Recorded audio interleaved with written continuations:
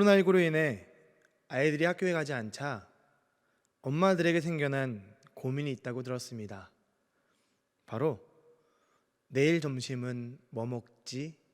라는 고민입니다. 학교에 가서 식사를 해결하던 아이들이 집에 있기 때문에 아이들과 함께 먹을 점심 메뉴를 걱정한다고 합니다. 코로나19라는 어려움이 있기 이전에도 우리는 아침부터 점심에 먹을 메뉴를 고민했습니다. 우리는 매 순간 선택의 기로에 서 있고 그 선택에 따른 결과를 책임지고 살아갑니다. 그 선택은 먹는 것에 대한 문제는 아닐 것입니다. 여러분들은 이런 걱정을 해보신 적이 없으신가요? 내일은 무엇을 입을까?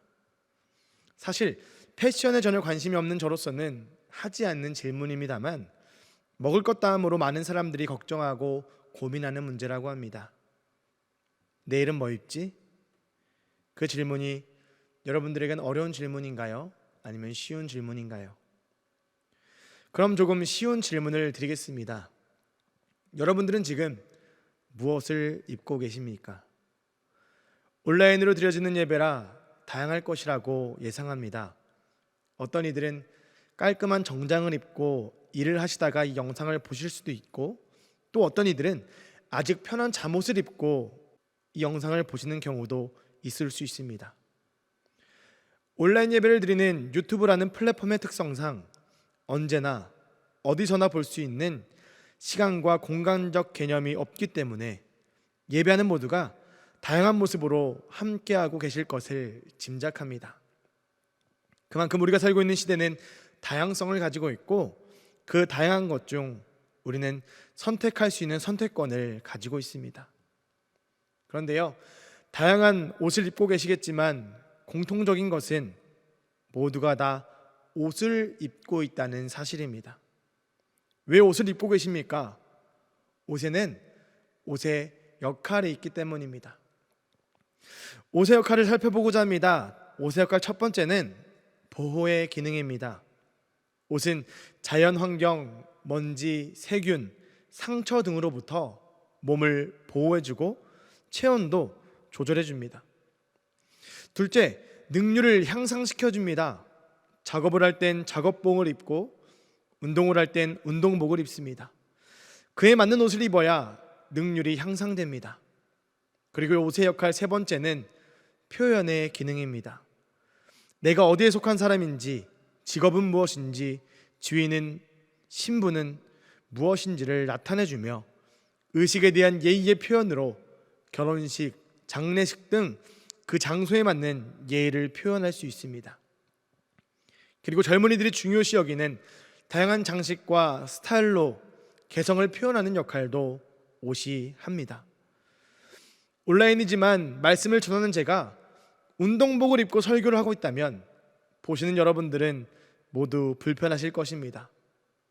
옷은 옷의 역할이 있고 기능이 있습니다. 우리의 생활에 옷의 역할은 그만큼 중요합니다. 그런데 여러분, 옷이 사람을 만든다는 말을 들어보셨습니까? 제가 그것을 경험한 적이 있습니다. 바로 예비군 훈련을 받으러 예비 군복을 입었을 때입니다. 옷보다 몸이 너무 커져서 생각과 마음이 달랐을 수 있지만 신기하게 군인으로서 입었던 군복과는 전혀 다른 마음, 귀찮음과 불평이 쉽게 나오는 제 모습을 발견하게 되었습니다. 그런데 저만이 겪는 문제가 아니었습니다. 예비 군복을 입은 거의 대부분의 사람들이 평상시에는 나오지 않는 느린 걸음걸음과 하기 싫다는 짜증, 귀찮음, 불평을 표현하는 것을 보면서 이것은 내가 이상한 것이 아니라 옷이 가져다주는 힘이 있구나, 특징이구나 라는 것을 깨달았습니다. 이에 반해 정장을 입으면 어떻습니까? 마음가짐과 행동이 분명 달라집니다. 우리가 어떤 옷을 입느냐에 따라 행동도 또한 마음가짐도 달라진다는 것입니다. 그런데 겉으로 보여지는 옷만 중요한 것이 아니죠. 우리의 속사람이 입는 영의 옷이 중요합니다. 오늘 우리는 2020년 봄, 여름 패션 위크의 트렌드가 무엇인지를 살펴보려고 하는 것이 아닙니다. 참고로 말씀드리면 90년대의 복고풍이 여전히 뉴트로 바람을 타고 강세를 보인다고 합니다. 그런데 무엇을 입던 그것은 여러분들의 자유고 각자의 역할에 맞게 필요에 따라 또 보호할 수 있는 옷을 입으시면 됩니다. 재료에 따라, 용도에 따라, 상황에 따라 다양한 옷이 있습니다. 그런데 우리가 꼭 입어야 하는 옷이 있습니다. 바로 하나님께서 입혀주시는 구원의 옷, 공의의 옷입니다. 우리가 세상에서 아무리 좋은 비단 옷을 입는다고 하더라도, 사랑하는 사람이 입혀주는 채색 옷을 입는다고 하더라도 하나님이 입혀주시는 구원의 옷을 입지 못한다면 아무 소용이 없습니다. 이사야 61장 10절 말씀입니다. 내가 여호와로 말미암아 크게 기뻐하며 내 영혼이 나의 하나님으로 말미암아 즐거워하리니 이는 그가 구원의 옷을 내게 입히시며 공의의 겉옷을 내게 더하심이 신랑이 사물을 쓰며 신부가 자기 보석으로 단장함 갖게 하셨음이라. 하나님께서 우리에게 구원의 옷을 입혀주십니다. 우리는 그 구원의 옷을 입어야 합니다. 그 구원의 옷은 우리의 자격, 우리의 능력과는 관계없이 하나님께서 주권적으로 덧 입히시는 옷입니다. 메시아의 구원 사역의 결과로 주신 영적인 옷입니다. 이것은 전적으로 하나님의 주권적인 은혜로 주신 옷이기 때문에 우리가 받았다고 자랑할 것이 없이 감사하며 입으면 됩니다. 바울도 그리스도로 옷 입으라고 성경을 통해 말하고 있습니다. 먼저 골로새서 3장 12절 말씀입니다. 그러므로 너희는 하나님이 택하사 거룩하고 사랑받은 자처럼 긍휼과 자비와 겸손과 온유와 오래 참음을 옷 입고. 아멘. 하나님이 택하심으로 거룩하고 사랑받는 자는 누구입니까? 우리 주 예수님을 의미합니다. 주 예수님은 거룩하신 분이십니다.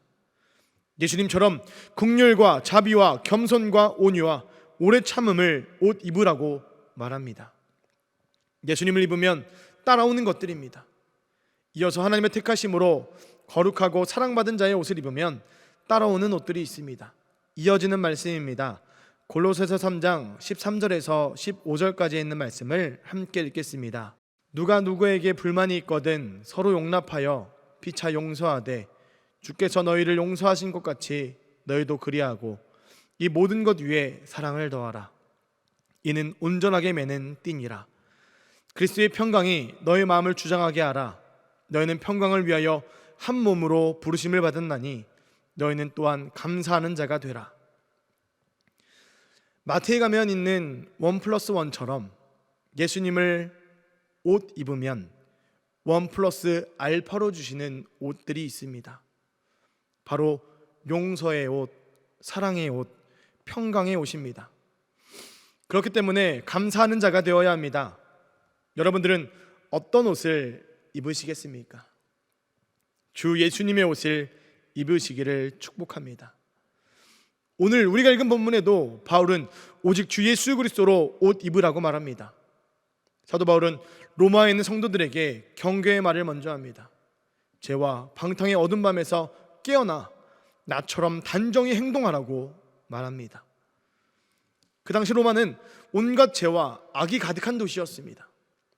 방탕과 술 취함과 음란과 호색이 만연하였고 세상적으로는 온갖 부귀영화와 사치를 누리고 있었습니다. 그러나 영적으로는 깊은 밤이었고 각종 더러운 것과 가증한 것이 다 모인 바벨론이었습니다. 우리가 살고 있는 이 시대는 어떻습니까? 그 당시 로마의 모습과 비슷해 보이진 않으십니까? 어른들은 항상 말세다 말세야 라고 말씀하십니다. 그런데 정말 구원이 처음 믿을 때보다 가까이 온 것을 우리는 느낄 수 있습니다.